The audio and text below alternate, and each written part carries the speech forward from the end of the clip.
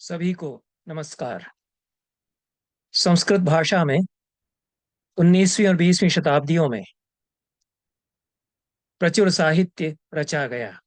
साहित्य की सभी विधाओं में ग्रंथ कवियों ने, रचनाकारों ने, गद्यकारों ने और पंडितों और दार्शनिकों ने संस्कृत में आधुनिक काल में लिखे। शास्त्र परंपरा का भी निरंतर विकास होता रहा और नए शास्त्रों का प्रणयन पंडितों के द्वारा किया गया। जो नवीन शास्त्र रचनाएं आधुनिक काल में संस्कृत में की गई हैं, उनमें नवीन प्रवृत्तियों का सूत्रपात हुआ। नए युग और नए समाज के अनुरूप शास्त्र निर्माण हुआ। शास्त्र परंपरा में धर्मशास्त्र का विशेष महत्व है और धर्मशास्त्र के ग्रंथों की बड़ी समृद्ध सुदीर्घ परंपरा संस्कृत में है। प्राचीन काल, मध्यकाल, उत्तर मध्यकाल तथा आधुनिक काल तक यह परंपरा सतत रूप में विकसित होती आई है। 19वीं और 20वीं शताब्दियों में जो धर्मशास्त्र संबंधी ग्रंथ लिखे गए हैं, उनमें से कतिपय ग्रंथों की हम चर्चा करेंगे। संस्कृत में जो ग्रंथ लिखे गए हैं उनकी, और 18वीं शताब्दी के उत्तरार्ध से विशेष रूप से यह नई प्रवृत्ति संस्कृत में नवीन धर्मशास्त्रों की रचना की परिलक्षित होती है। और 18वीं शताब्दी के अंतिम दशकों में जो धर्मशास्त्रीय ग्रंथ निर्माण का उपक्रम हुआ, तब से लगाकर 21वीं शताब्दी तक नवीन धर्मशास्त्रों के निर्माण की यह जो प्रवृत्ति है, संस्कृत में निरंतर प्रतिफलित हो रही है। मैं 18वीं शताब्दी के उत्तरार्ध से लगाकर 20वीं शताब्दी तक संस्कृत में जो नवीन धर्मशास्त्री ग्रंथ लिखे गए, उनमें से 5 ग्रंथों की चर्चा करूंगा। उनमें से सर्वप्रथम जो ग्रंथ है वह महानिर्वाण तंत्र है।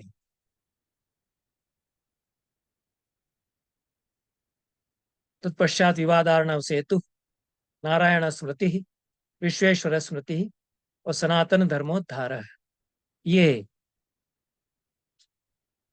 महत्वपूर्ण ग्रंथ हैं और बड़े शास्त्रकारों के द्वारा इनका निर्माण किया गया। युगानुरूप इनका निर्माण हुआ नवीन धर्मशास्त्रों के रूप में, और समाज पर इनका प्रभाव भी हुआ। यह हम अपने आसन्न अतीत को चूंकि भूल गए हैं, इसलिए पंडितों ने जो नवीन धर्मशास्त्रीय रचनाएं की या अन्य विधाओं में जो उन्होंने रचनाएं की, उनका समाज पर प्रभाव हुआ और उन पंडितों ने समाज को प्रभावित किया, युग गति को पहचान कर युग गति को परिवर्तित भी किया। यह सारा इतिहास औपनिवेशिक काल में मिटा दिया गया, हमारी स्मृति से धो पोंछ दिया गया। इसलिए हमको विदित नहीं है कि महानिर्वाण तंत्र जैसा विशाल काय ग्रंथ 18वीं शताब्दी के उत्तरार्ध में संस्कृत में निर्मित किया गया। यह ग्रंथ बौद्ध तंत्र का एक महानिर्वाण तंत्र नाम से ग्रंथ है और एक शाक्त ग्रंथ भी महानिर्वाण तंत्र के नाम से है। इन दोनों से यह भिन्न है। ये दोनों प्राचीन ग्रंथ हैं। ये महानिर्वाण तंत्र आधुनिक काल में संस्कृत में निर्मित ग्रंथ है। तो उस ग्रंथ के संबंध में सबसे पहले हम चर्चा करेंगे। 1775 से 1875 के आसपास यह संकलित या विरचित हुआ। यह ग्रंथ, इसके ग्रंथकार अज्ञात हैं। किस पंडित ने इसको लिखा था, यह ग्रंथ में नाम नहीं मिलता है, पर अनुमान किया जाता है राजा राममोहन राय के एक गुरु थे, उनका नाम कहीं लिया जाता है, पर निश्चित रूप से किसने यह लिखा है यह विदित नहीं है। गुरु हरिहरानंद इसके कर्ता हो सकते हैं, ऐसा अनुमान किया जाता है। पहला संस्करण इसका राममोहन राय द्वारा स्थापित आदि ब्रह्म समाज ने प्रकाशित किया था, और आदि ब्रह्म समाज की जो विचारधारा है उससे यह प्रभावित भी है। और मौलिक विचार भी इसमें जिस भी पंडित ने इसको रचा है उनके अभिव्यक्त हुए हैं। विशालकाय ग्रंथ है। नवीन संस्करण भी इसका वाराणसी से प्रकाशित प्राप्त होता है, चौखंबा से जो प्रकाशित है। पुराना संस्करण जो पहला संस्करण है वह तो मेरे देखने में नहीं आया, कहीं प्राचीन पुस्तकालयों में होगा, पर नवीन संस्करण इसका अंग्रेजी अनुवाद के साथ प्राप्त होता है। S.C. बनर्जी ने इसका अंग्रेजी अनुवाद किया है। महानिर्वाण तंत्र में दर्शन से संबंधित, आचार से संबंधित और धर्म से संबंधित अनेक विषयों का प्रतिपादन किया गया है। यह सर्वांगीण ग्रंथ है धर्मशास्त्र का। इस प्रकार से मोक्ष मनुस्मृति है जो सृष्टि तत्व के निरूपण के साथ ही अन्य दर्शन शास्त्र के विषयों का निरूपण करते हुए समस्त आचार और धर्म का प्रतिपादन करती है। उसी प्रकार का यह भी ग्रंथ है। मोक्ष है ध्यान, ध्यान पद्धति, परब्रह्म का स्वरूप, परा प्रकृति, मंत्र, दीक्षा, साधना, श्री चक्र, होम चक्र, कवच, कुल, शाक्त तंत्र का प्रभाव होने से कुल क्या है जो शाक्त तंत्र में बताया जाता है उसका निरूपण है। वर्णाश्रम धर्म का प्रतिपादन इसमें किया गया है। होम विधि का प्रतिपादन किया गया। कुशुंडिका जो हवन करने के लिए पात्र है, इस नाम से उसका निरूपण किया गया है। श्रद्धा का स्वरूप, अभिषेक, प्रायश्चित्त, व्यवहार, जो लीगल डिस्प्यूट्स हैं, कानूनी प्रकरण हैं, उनका निरूपण किया गया है जो धर्मशास्त्र का विषय होता ही है। वास्तु शास्त्र का भी निरूपण इसमें है। ग्रह याग जो गृहस्थ को या यज्ञ करना चाहिए उनका निरूपण है। स्त्री शिक्षा का विशेष रूप से इसमें निरूपण किया गया है और अलग से प्रकरण ही एक पूरा स्त्री शिक्षा पर है जिसमें स्त्री शिक्षा की आवश्यकता का प्रतिपादन करते हुए समस्त गृहस्थों को अपने बच्चियों को पढ़ाना चाहिए और स्त्रियों को शिक्षित करना चाहिए, यह प्रस्तावित किया गया है। शिवलिंग का स्वरूप है, अवधूत का स्वरूप, दुर्गा, महाविद्या, लक्ष्मी, इनका भी स्वरूप शाक्त तंत्र के अनुसार इसमें प्रतिपादित है। पंचमकार का स्वरूप इसमें प्रतिपादित है और पंचमकार का कोई प्रतीकात्मक स्वरूप इसमें नहीं है। सीधे सीधे मत्स्य मध्यमांश, मत्स्य, मुद्रा और मैथुन, ये पांच साधक के लिए अभ्यसनीय है या ग्राह्य है। और मुद्रा से आशय जो भुना हुआ अनाज है उससे लिया गया है। मुद्रा भी तांत्रिक मुद्रा से आशय नहीं है। इतना अवश्य बहुत ही स्पष्ट रूप में निर्दिष्ट किया गया है कि इनका बहुत संयत उपयोग करना चाहिए, अति इनमें बिल्कुल भी नहीं करना चाहिए।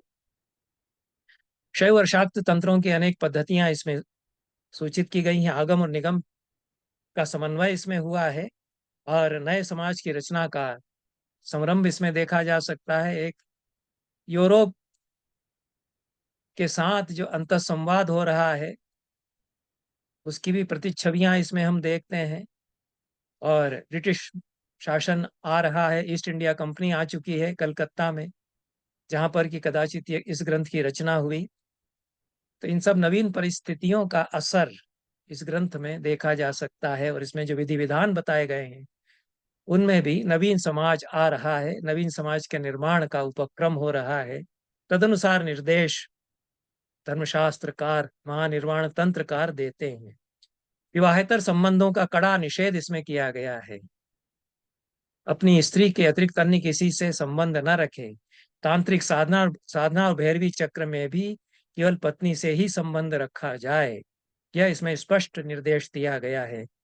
और यह तो जो शैव तंत्र, शाक्त तंत्र हैं, उनकी पद्धतियों से इसका कोई सामंजस्य नहीं होता।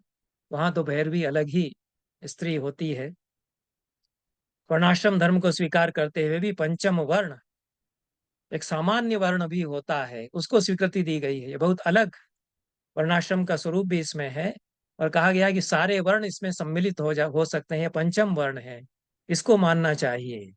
और कहा गया है कि शिव कहते हैं पार्वती से, तंत्र की पद्धति के अनुसार शिव पार्वती के संवाद के रूप में यह ग्रंथ रचित है। तो विवाहो भैरवी चक्रे तत्व चक्रे पि पार्वती सर्वथा साध केंद्रेण कर्तव्य शिव वर्तमना बिना परिणयम वीर शक्ति सेवाम समाचरन परस्त्री गामिनाम पापम प्राप्नुयान नात्र संशय। भैरवी चक्र जब होता है शाक्त तंत्र में, जब भैरवी चक्र बना करके साधना करता है तो उसमें है पार्वती साधक साधक शिरोमणि के द्वारा शैव वर्त्म का अनुसरण करते हुए विवाह करना चाहिए। बिना परिणय के जो वीर है, शैव साधक है, वह यदि शक्ति सेवा करता है, शाक्त साधना करता है, तो परस्त्रीगामिता का पाप उसको लगेगा। ऐसा यह महानिर्वाण तंत्र में कहते हैं। दूसरा, जो डोमेस्टिक वायलेंस जिसको कहते हैं आजकल, घरेलू हिंसा, उसका कड़ा विरोध इस ग्रंथ में किया गया है। वो पत्नियों को मारने का तो निर्देश कहीं कहीं जो प्राचीन धर्मशास्त्र हैं उनमें भी दिया गया है कि रस्सी से मारे, किस तरह की, कितनी मोटी रस्सी से पीटे, किस स्थितियों में पिटाई करे, यह निर्देश उनमें दिए गए हैं। पर उस सब का विरोध यह महानिर्वाण तंत्र करता है। न भार्याम ताड़येत क्वापि मातृवत पालयेत सदा। अपनी पत्नी को कभी पिटाई उसकी न करे, माता को जिस तरह से पालन किया जाता है उस तरह से उसका पालन करे। न त्यजेत घोर कष्टे भी यदि साध्वी पतिव्रता। यदि वह साध्वी है, पतिव्रता है, तो चाहे कितना ही घोर कष्ट हो, बीमार हो, रुग्ण हो, असाध्य रोग से ग्रस्त हो इत्यादि जो कुछ भी है, या दरिद्रता हो, फिर भी यदि साध्वी और पतिव्रता वह पत्नी है तो उसको कभी भी न छोड़े।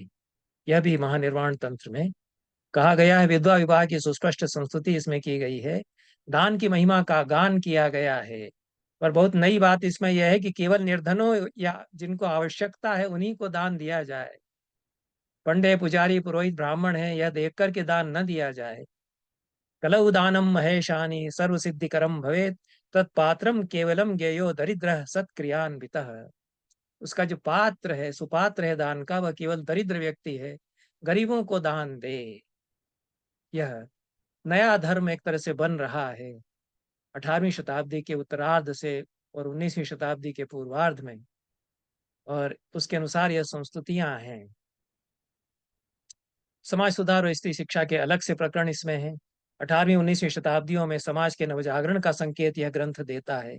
तांत्रिक साधना में यह तो मैंने कह ही दिया है कि पंचमकार का स्वरूप इसमें बताया गया है अलग प्रकार से, और संतुलित जीवन पद्धति और जीवनाचार की दृष्टि इसमें उन्मिषित होती है। अब कहा जाए कि इतना बड़ा ग्रंथ लिख लिया गया तो क्या हुआ, जंगल में मोर नाचा किसने देखा, तो ऐसा नहीं है। जिन लोगों ने इसको तैयार किया, जिन लोगों ने इसको तैयार करवाया, वे लोग समाज से जुड़े हुए थे। इसका प्रचार प्रसार हो रहा था। ये 200 से अधिक साल पहले जो ग्रंथ लिखा गया, उसका समाज पर प्रभाव परिलक्षित हम देखते हैं। इस बात को याद रखना चाहिए, बातें भुला दी गई हैं, क्योंकि इसके अनुसार दीक्षा दी जाती थी कि महानिर्वाण तंत्र के अनुसार दीक्षा दी जा रही है। इसकी परंपरा चल पड़ी। राजा राम मोहन राय ने अपने जीवन में इसका अभ्यास किया। अपने भतीजे की पत्नी द्रव्यमयी को उन्होंने महानिर्वाण तंत्र के अनुसार मंत्र पाठ सहित तत्सम्मत साधना पद्धति से दीक्षा दी। रविन्द्रनाथ टैगोर महानिर्वाण तंत्र का अभ्यास करते थे, इसका अध्ययन करते थे, और अपने साहित्य में उन्होंने इसका उल्लेख भी किया है कि महानिर्वाण तंत्र ग्रंथ जो है, इसका महत्व उन्होंने स्वीकार किया है। दूसरा ग्रंथ विवादार्णव सेतु है धर्मशास्त्र के क्षेत्र में, यद्यपि यह मौलिक ग्रंथ नहीं है। महानिर्वाण तंत्र तो किसी एक व्यक्ति के द्वारा रचा हुआ मौलिक ग्रंथ है, इसमें उद्धरण अवश्य दिए गए हैं, पर यह नए विचारों का समावेश करते हुए एक व्यक्ति की मौलिक रचना है। विवादार्णव सेतु एक कंपाइल्ड टेक्स्ट है, संकलित ग्रंथ है, संहिता ग्रंथ है, और ब्रायन हास्टिंग्स ने इसको पंडितों से तैयार कराया। इस पर मैंने अन्यत्र भी चर्चा की है। पूर्व और पश्चिम के संवाद शीर्षक से एक वक्तव्य श्रृंखला मेरे यूट्यूब की इस धारावाहिनी या चैनल पर है। उसमें सर विलियम जोन्स और वारेन हास्टिंग्स के द्वारा की गई पहल जो थी, उसके तहत कुछ नए काम हुए, और उसमें विवादार्णव सेतु नामक ग्रंथ का निर्माण वारेन हास्टिंग्स ने कराया। वारेन हास्टिंग्स को एक धर्म ग्रंथ की आवश्यकता थी जिसमें जितने भी प्राचीन धर्म ग्रंथ हैं उनके मुख्य मुख्य सब बिंदु लेकर के, और सारे जो व्यवहार के प्रकरण हो सकते हैं, न्यायालयों में विवाद के प्रकरण हो सकते हैं, उनका सुस्पष्ट समाधान उससे मिल सके। तो उन्होंने पंडितों को बुलवाया। उस सब का विवरण मिलता है कि कैसे जगन्नाथ, तर्क पंचानन आदि को उन्होंने आमंत्रित किया, गाजे बाजे के साथ वाइस राय की हवेली में उनका स्वागत हुआ और उनसे अनुरोध किया गया कि एक सारे धर्मशास्त्रों को मिला करके हमारे न्यायालयों के अनुसार हम मुकदमों का निपटान कर सकें, निराकरण कर सकें, ऐसे ग्रंथ का आप लोग निर्माण करिए। 50 पंडितों की सूची मिलती है और सूची भी मैंने कहीं पर दी है, और उनमें मृत्युंजय विद्यालंकार और जगन्नाथ विद्यालंकार ये मुख्य पंडित थे। इनके नेतृत्व में सारे धर्मशास्त्रों से उद्धरण संकलित करके बड़ा विशालकाय ग्रंथ तैयार किया गया। यह संकलित ग्रंथ है और इसकी उपादेयता यह है कि 18वीं शताब्दी के उत्तरार्ध से ही जो जैसे ही ईस्ट इंडिया कंपनी का शासन कलकत्ता में आरंभ हुआ और वहां पर न्यायालय बनाया जिसमें कि सर विलियम जोन्स मुख्य न्यायाधीश थे, तो और फिर वर्धमान में या अन्य अन्य नगरों में भी कोर्ट स्थापित किए अंग्रेजों ने, तो वहाँ अंग्रेज जजों को न्याय करने के लिए ग्रंथ की आवश्यकता थी। इस तरह का ग्रंथ यह तैयार किया गया और मूल संस्कृत में सारे उद्धरण थे। उनका संस्कृत से अंग्रेजी में अनुवाद करने वाला उसमें कोई उपलब्ध नहीं था, पर अंग्रेजी और फारसी जानने वाले अंग्रेज अधिकारी थे, तो फारसी में अनुवाद पहले कराया गया और फारसी से संस्कृत में अनुवाद करने वाले पंडित उपलब्ध थे, फारसी से अंग्रेजी में अनुवाद करने वाले उपलब्ध थे, तो फारसी से फिर इसका अंग्रेजी में अनुवाद हुआ। यह मैंने एशियाटिक सोसाइटी के पुस्तकालय में इसकी छाया प्रति देखी है। बड़ा विशालकाय ग्रंथ है। इसके इनर कवर पर जिन पंडितों ने अ, इस ग्रंथ का निर्माण किया है उनकी सूची दी गई है। तो पंडित गोपाल न्यायालंकार हैं और अन्य जगन्नाथ पंचानन है, इत्यादि पंडितों की यह लंबी सूची है। 2-3 पृष्ठों में यह सूची है और 21 भागों में 50 से अधिक स्मृतियों या धर्मशास्त्र ग्रंथों से व्यवहार से संबंधित संपूर्ण विमर्श का संकलन, बृहद संकलन इसमें किया गया। इसका फारसी में अनुवाद हुआ हास्टिंग्स के ही समय में। फारसी अनुवाद से फिर ए कोड ऑफ गेंटू ला शीर्षक से 1770 में इसको अंग्रेजी में मुद्रित किया गया और वारेन हास्टिंग्स में उसने वारेन हास्टिंग्स की भूमिका है भीतर, और जो उन्होंने लंदन में भेजी है अ, अंग्रेज शासकों को कि हमने ये ग्रंथ तैयार कराया है आंग्ल शासन की सुविधा के लिए। 1778 में इस पूरे ग्रंथ का जर्मन भाषा में भी अनुवाद प्रकाशित हुआ।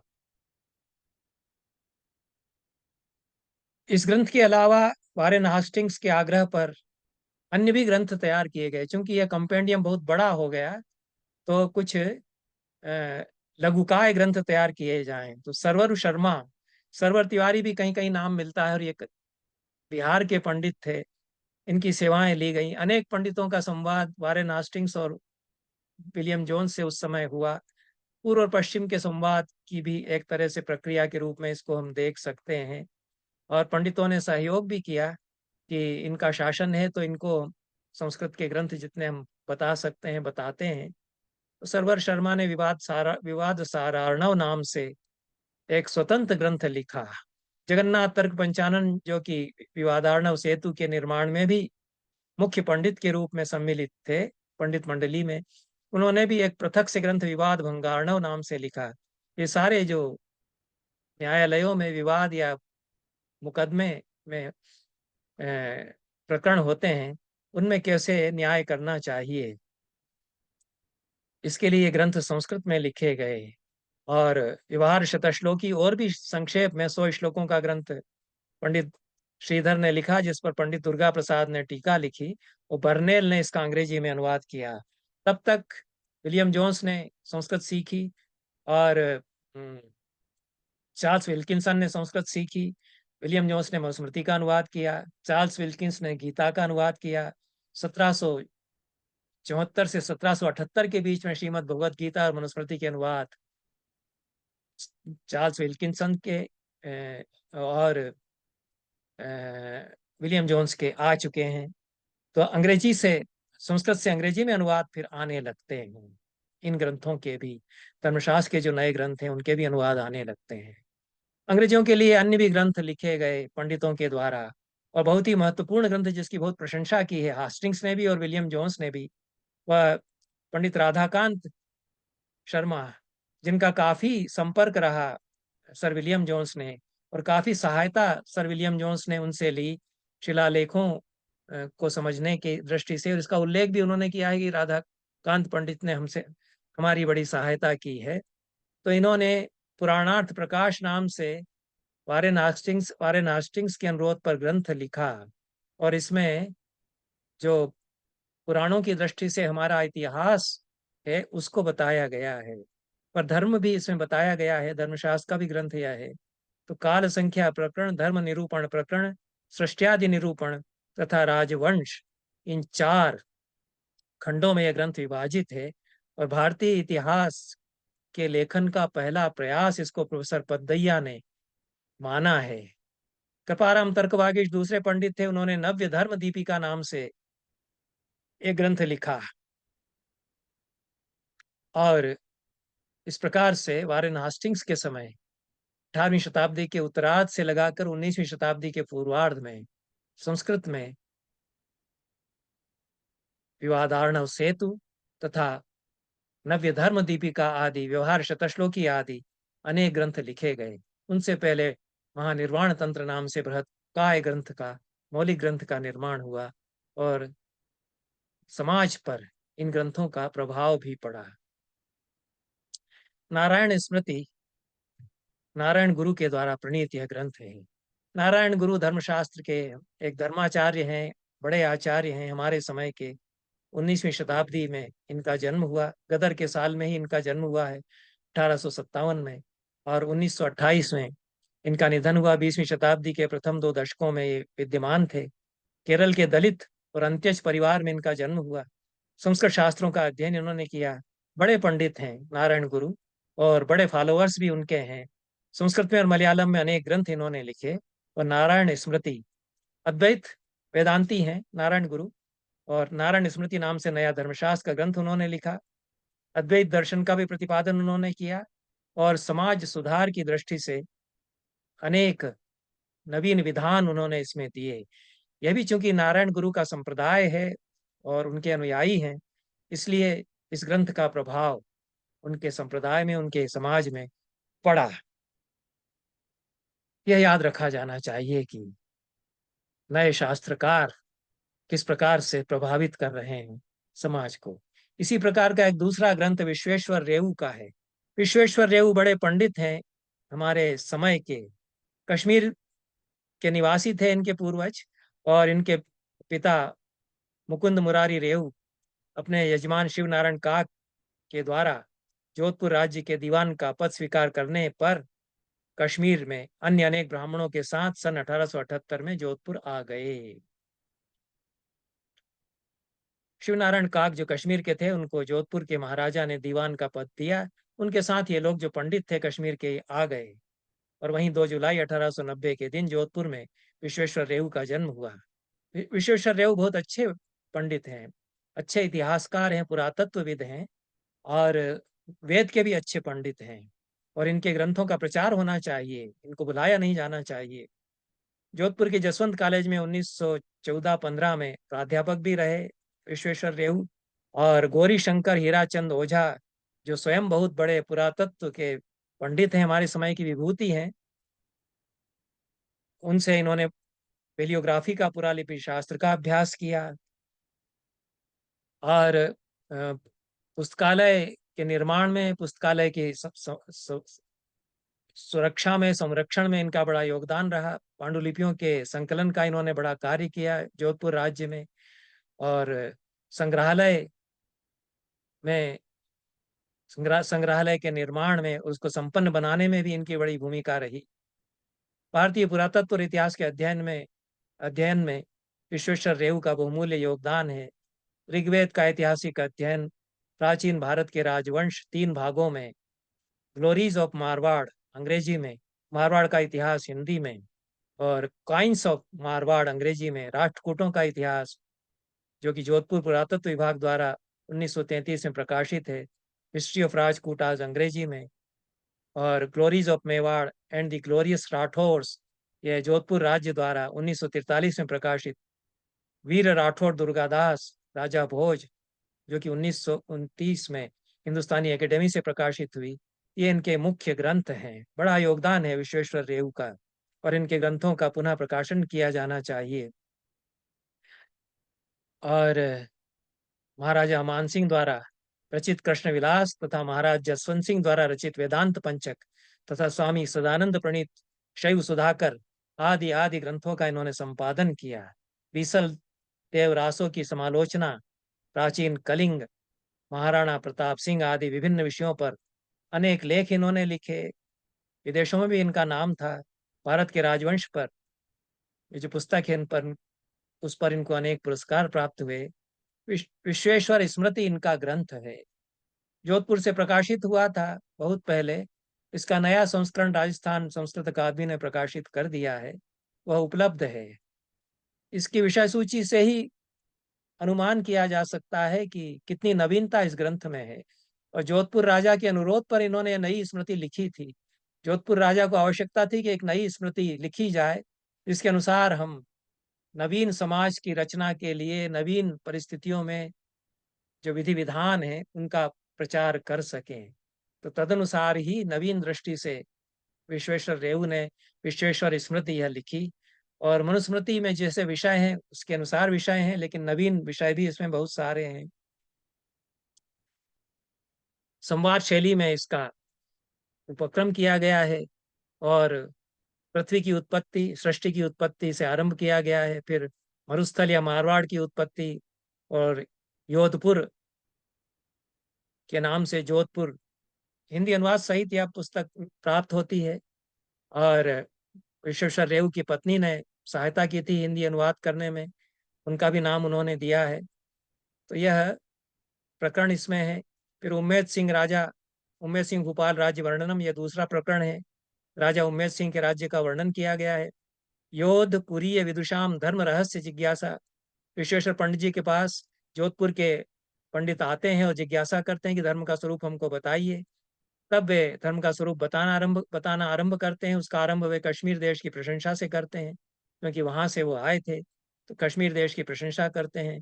फिर स्मृतिकार के वंश का वर्णन किया गया है, जिससे हमको विदित होता है कि कैसे कश्मीर से उनके पिता यहाँ पर आए थे। फिर विद्वत जन यो जोधपुर के उनसे प्रार्थना करते हैं कि धर्मशास्त्र के रहस्य हमको समझाइए, तो समझाना आरंभ करते हैं। इस प्रकार से संवाद शैली में इस स्मृति की रचना की गई है, जिसमें कि सृष्टि की उत्पत्ति, सृष्टि का कारण, ब्रह्म और माया, और धर्म का लक्षण, युग धर्म का लक्षण अलग से किया है। युगानुरूप धर्म की व्याख्या और उसका प्रयोजन विस्तार से बताया है कि समय बदल गया है, तदनुसार धर्म का स्वरूप फिर से बताना चाहिए। और समय के अनुसार धर्म की व्याख्या यदि नहीं की जाएगी तो धर्म की हानि होगी। इस प्रकार से बताते हुए कहा है कि मनु पराशर आदि की स्मृतियों की भी युगानुरूप व्याख्या की जानी चाहिए। फिर आधुनिक काल में जो नई स्मृतियां हैं उनकी चर्चा करते हुए नवीन स्मृति की रचना की क्या आवश्यकता है यह बताया गया है। युगानुरूप धर्म क्या है उसको बताने का उपक्रम यहाँ पर किया गया है। इस प्रकार से अनेक नवीन विषय इसमें लाए गए हैं। वैज्ञानिक दृष्टि से सृष्टि की उत्पत्ति कैसे हुई इसको बताया गया है। और शूद्रों की उपेक्षा से समाज का अधःपतन होगा, इस पर पूरा एक प्रकरण ही है। और म्लेच्छ जो है कर्म से होता है, जन्म से नहीं होता है, इस पर एक प्रकरण है। और अन्यस्य क्रमोन्नतौ विघ्नोपस्थापन निषेध, जो लोग संघर्ष करके ऊपर उठ रहे हैं उनमें जो रुकावट डालते हैं लोग, वो उनको रोका जाना चाहिए। इस प्रकार से ये जो समाज की बदलती हुई व्यवस्था के अनुसार नवीन दिग निर्देश हो सकते हैं वो इसमें प्रस्तुत किए गए हैं। पूर्वार्ध उत्तरार्ध दो इसमें खंड हैं। पूर्वार्ध में 12 अधिकार और 1300 श्लोक हैं। वर्ण व्यवस्था को विश्वेश्वर रेऊ स्वीकार करते हैं, पर उसे युगानुरूप बनाया जाना चाहिए ऐसा प्रस्तावित करते हैं। शूद्रों की उपेक्षा हो रही है, शूद्रों की उपेक्षा नहीं की जानी चाहिए, उससे हानि होगी। इस पर विस्तार से उन्होंने प्रकाश डाला है। यह भी उन्होंने कहा कि कलयुग में जो ब्राह्मण हैं वे भ्रष्ट हो गए हैं। नैव म्लेच्छान्य नैव म्लेच्छोन्त्यजो वा स्यात् जन्मना किंतु कर्मणा भ्रष्टाचारः सुबहवः कलौ तु द्विजमानिनः। जन्म से कोई म्लेच्छ या अंत्यज नहीं होता, कर्म से म्लेच्छ या अंत्यज होता है। अपने आप को द्विज या ब्राह्मण बताने वाले इस कलयुग में बहुत सारे लोग भ्रष्टाचारी भी हैं, ऐसा भी वे कहते हैं। स्त्री शिक्षा की वे संस्तुति करते हैं, जिस प्रकार से महानिर्वाण तंत्र में स्त्री शिक्षा के लिए अनुशंसा की गई है। विवाहित दंपति के तलाक की व्यवस्था का वे विधान बनाते हैं। और ये बड़ी बात है कि राजा के अधीन काम कर रहे हैं, जोधपुर राज के कॉलेज में ही प्रोफेसर हैं और उन्हीं के पुस्तकालय में भी क्यूरेटर का काम भी करते रहे हैं। लेकिन राजा ना हो तो निर्वाचन करे जनता, यह विधान उन्होंने उसी समय दे दिया। यह आजादी के बहुत पहले लिखा हुआ ग्रंथ है। तो राजा के न होने पर राष्ट्रपति का निर्वाचन लोकतांत्रिक विधि से किया जाए और लोकतंत्र की स्थापना कर ली जाए। इसकी वे संस्तुति कर रहे हैं कि कैसे समितियां बनेंगी और कैसे निर्वाचन होगा। तो यह 1939 में पूरी कर चुके थे विश्वेश्वर पंडित, तभी इसका प्रकाशन भी हुआ। राज्य के द्वारा ही प्रकाशन भी किया गया है पहला जो संस्करण इसका, लेकिन वे यह व्यवस्था इसमें दे रहे हैं। और मनु के अनेक मतों का प्रतिवाद करते हैं, विनम्रता पूर्वक प्रतिवाद करते हैं। हिमाचल और विंध्य के बीच में आर्यावर्त है, यह मनु ने कहा है, और इसी देश के आर्यावर्त के लोग श्रेष्ठ हैं। उनसे अन्य लोग स्वम चरित्रम शिक्षेरन पृथिव्याम सर्व मानवा, ऐसा कहा है। उनसे सच्चरित्र की शिक्षा ग्रहण करेंगे।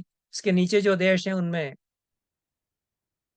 अधम लोग रहते हैं, पामर लोग रहते हैं, ऐसा कुछ मनु कहते हैं। तो ये दक्षिणापद जो अशुचि तथा अनार्यों का निवास है, यह जो मनु ने कहा है, इसको वे खारिज करते हैं।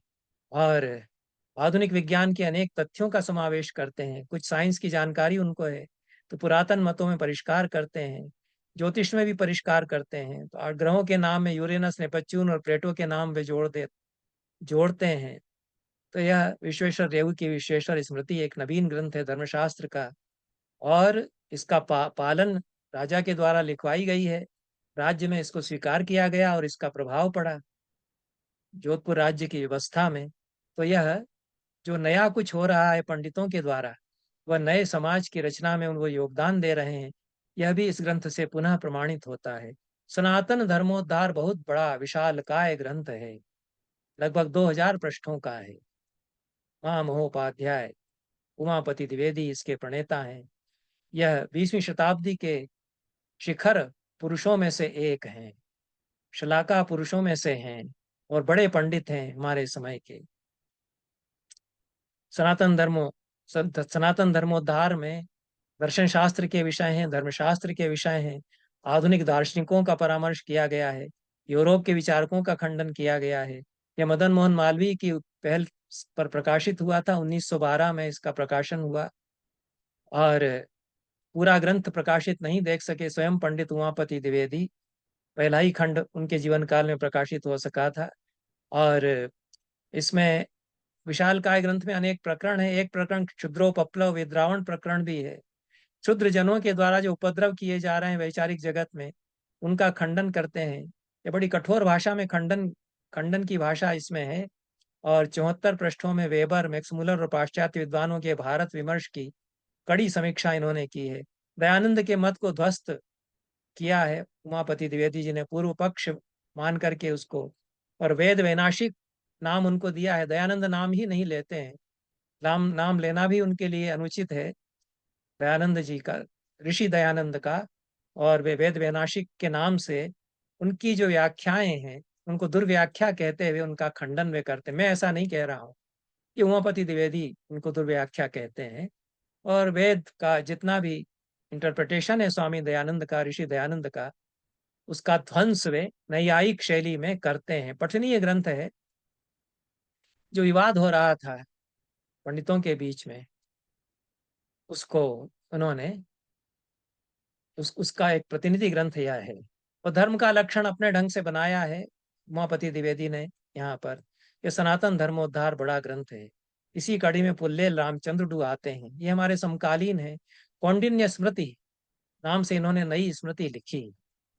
500 पद इसमें है, छोटा ग्रंथ नहीं है। और सनातन धर्म के मूल्यों का समर्थन करते हुए भी आधुनिक युग के प्रगतिशील सोच के साथ कदम मिला करके उल्लेल रामचंद्र चलते हैं। ये बड़े विद्वान हैं हमारे समय के, बहुत कार्य इनका है, इन पर अन्यत्र कभी चर्चा मैं करूंगा। अविस्मरणीय विभूति हैं उल्लेल रामचंद्र। इसी के साथ यह चर्चा संस्कृत में जो नवीन धर्मशास्त्र लिखे गए 18वीं शताब्दी से, 18वीं शताब्दी के उत्तरार्ध से लगाकर और 20वीं शताब्दी तक, उनमें से कुछ ही ग्रंथों की चर्चा हमने की है। इनका महत्व स्वीकार किया जाना चाहिए। और नवीन शास्त्र रचना का उपक्रम केवल शास्त्र लिखने तक ही सीमित नहीं है, उसमें नए युग की धड़कनें हैं। और वे ग्रंथ पढ़े भी गए, उनका प्रभाव भी हुआ, इस बात को हमको स्वीकार करना चाहिए।